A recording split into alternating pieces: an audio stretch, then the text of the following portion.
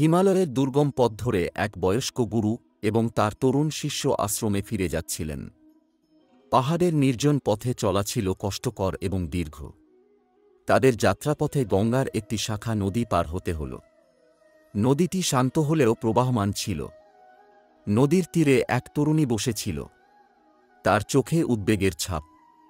সে ভয়ে নদী পার হতে পারছিল না। গুরু তার দিকে এগিয়ে গেলেন। মেয়েটি কাঁপা কণ্ঠে বলল, গুরুদেব, দয়া করে আমাকে নদী পার করিয়ে দিন। আমার গ্রাম অন্য পারে। গুরু স্নেহময় স্বরে বললেন, অবশ্যই মা। তারপর মেয়েটিকে নিজের হাতে তুলে নিয়ে নদী পার করালেন। নদীর অপর পারে পৌঁছে গুরু তাকে বিদায় জানালেন। তরুণী কৃতজ্ঞতার সঙ্গে হাত জোড় করে বলল, ধন্যবাদ গুরুদেব। এরপর সে তার পথে চলে গেল।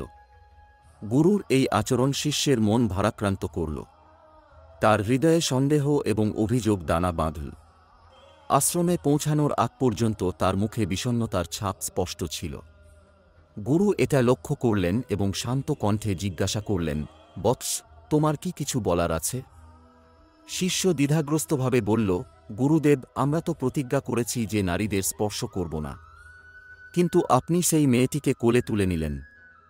আপনি নিজেই আমাদের নারীদের স্পর্শ ও তাদের নিয়ে চিন্তা না করতে বলেছেন। তাহলে এই কাজ করলেন কেন?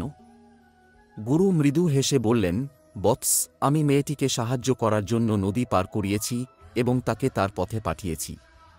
কিন্তু তুমি এখনও সেই মেয়েটিকে নিজের মনে বহন করে চলেছ।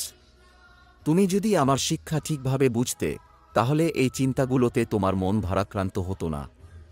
আমাদের মনে গুরু বা শাস্ত্রের শিক্ষার গভীর বার্তা বুঝে নেওয়া প্রয়োজন। শুধুমাত্র বাহ্যিক বিষয়ের উপর ভিত্তি করে বিচার করলে প্রকৃত জ্ঞান লাভ সম্ভব নয়। সত্যিকারের শিক্ষা আমাদের দৃষ্টিভঙ্গি পরিশুদ্ধ করতে এবং মনকে শুদ্ধ করতে সাহায্য করে।